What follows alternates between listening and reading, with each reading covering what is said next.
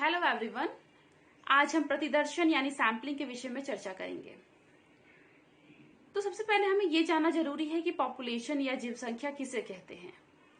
Population से तात्पर्य ऐसे व्यक्तियों या वस्तुओं से होता है जिसे शोधकर्ता अपने शोध के संदर्भ में स्पष्ट रूप से परिभाषित करता है।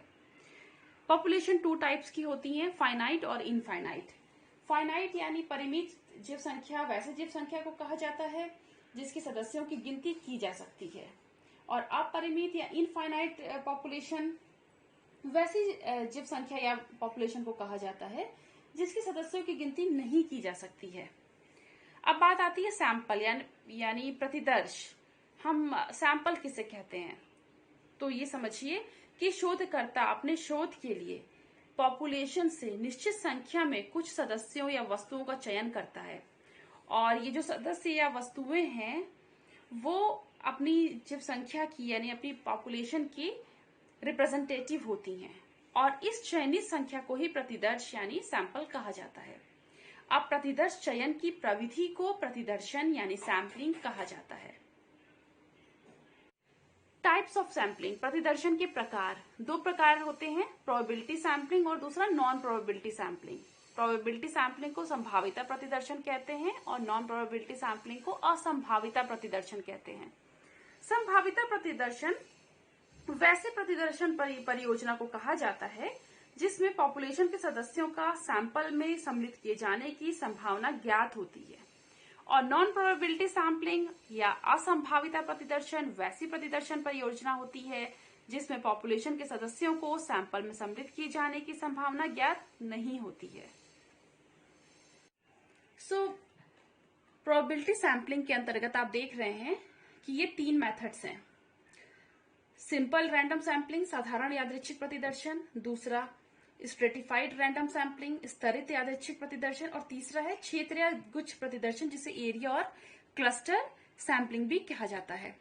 सबसे पहले बात करेंगे हम साधारण यादृच्छिक प्रतिदर्शन की।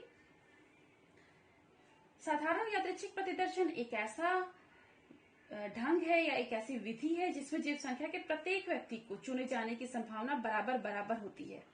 किसी एक व्यक्ति का चयन किसी भी तरह से दूसरे व्यक्ति के चयन से जुड़ा हुआ या निर्भर नहीं होता है। और सिंपल रैंडम सैंपलिंग के कुछ मेथड्स हैं जो कि है lottery technique, table of random number, coin tossing और फिशबॉल ड्रॉ मेथड। इन सब विधियों के थ्रू हम सिंपल रैंडम सैंपलिंग कर सकते हैं। दूसरा है स्ट्रेटिफाइड रैंडम सैंपलिंग, जिसको कि दो भागों में बांटा गया है, समानुपात और असमानुपाती, जैसे प्रोपोर्शनेट और डिसप्रोपोर्शनेट। आप इसमें देख सकते हैं कि जो समानुपाती स्तरित यादृच्छिक प्रतिदर्शन है, ये समानुपाती, ये क्या होती है?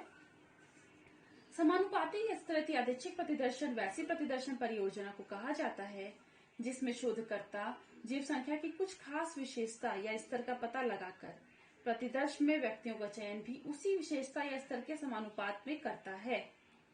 जीव संख्या को जब किसी एक विशेषता के आधार पर उसे कई स्तरों या स्ट्रेटा में बांटा जाता है तो उसे ही हम सिंपल स्ट्रेटिफिकेशन या साधारण स्तरण कहते हैं।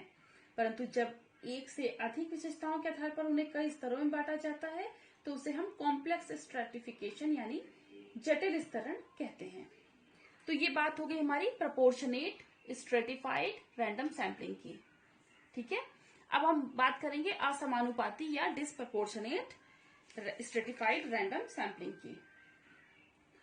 इसमें भी शोधकर्ता जीव संख्या को पहले कुछ ज्ञात गुणों के आधार पर कई स्तरों में बांट लेता है और फिर बाद में यादृच्छिक ढंग से रैंडमली प्रत्येक स्तर से कुछ व्यक्तियों का चयन करके एक प्रतिदर्श तैयार कर लेता है।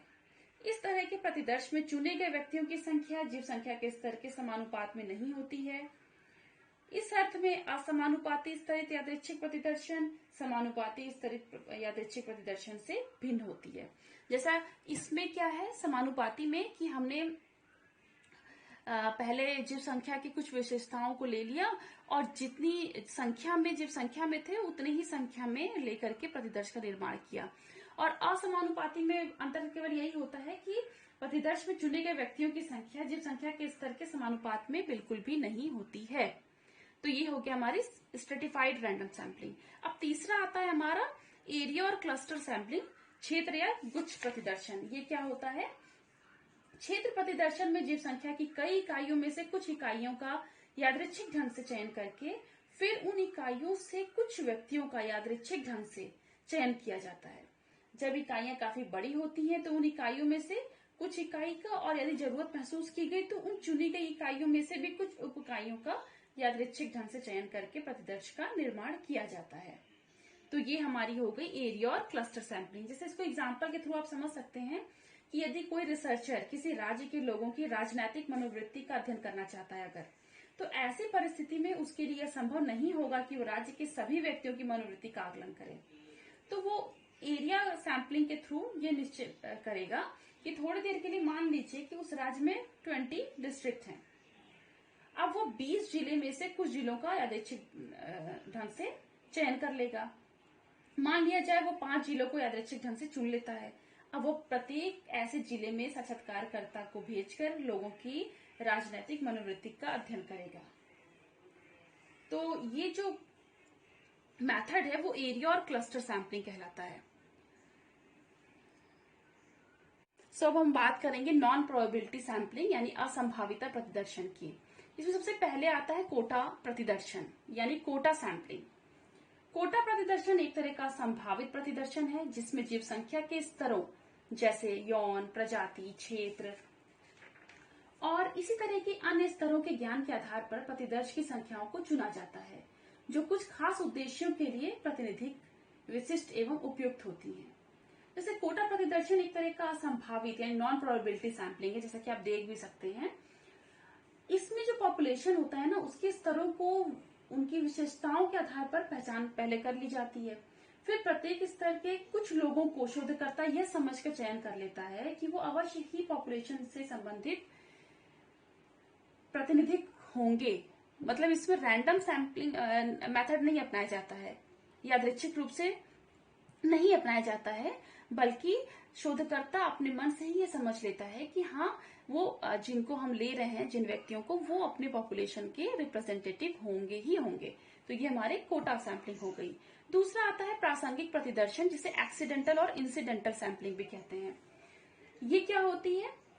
प्रासंगिक प्रतिदर्शन में शोधकर्ता उन सभी व्यक्तियों को अपने प्रतिदर्श में सम्मिलित करने के लिए चुन लेता है जो उससे सरलता और सुविधापूर्ण ढंग से उपलब्ध हो जाते हैं, जो उसे आसानी से मिल जाते हैं। ऐसे लोगों को अपने स्टडी में शामिल कर लेता है। तो ये हमारी एक्सीडेंटल सैंपलिंग हो गई। अब इसके बाद आता है उद्देश्यपूर्ण प्रतिदर्शन या जिसे पर्पसिव सैंपलिंग भी कहा जाता है। उद्देश्यपूर्ण प्रतिदर्शन एक ऐसा असंभाविता प्रतिदर्शन विधि है जिसमें शोधकर्ता उन व्यक्तियों को प्रतिदर्श के रूप में सम्मिलित करता है जिन्हें वो ये समझता है कि वो पॉपुलेशन का सही ढंग से रिप्रेजेंट करेंगे पॉपुलेशन को। तो वो हमारी उद्देश्यपूर्ण प्रतिदर्शन कहलाती है। अब क्रमबद्ध प्रतिदर्शन सिस्टमैटिक सैंपलिंग क्या है? सिस्टमैटिक सैंपलिंग बेसिकली एक ऐसा प्रतिदर्शन परियोजना है जिसमें यादृच्छिकीकरण के गुण होते हैं, साथ ही साथ असंभाविताशील गुण भी होता है। उसे क्रमबद्ध प्रतिदर्शन कहते हैं। जैसे क्रमबद्ध प्रतिदर्शन में व्यक्तियों की पूर्व निर्धारित सूची में से प्रत्येक n व्यक्ति को चयन करते हुए उनका एक समूह तैयार कर लिया जाता है।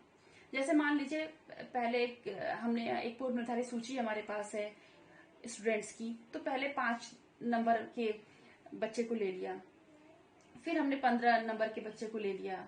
ऐसे ही हम एक सीक्वेंस वाइज जब अपने सैंपल में व्यक्तियों को चयन करते हैं तो ये हमारा क्रमबद्ध प्रतिदर्शन कहलाता है, सिस्टमैटिक सैंपलिंग कहलाती है।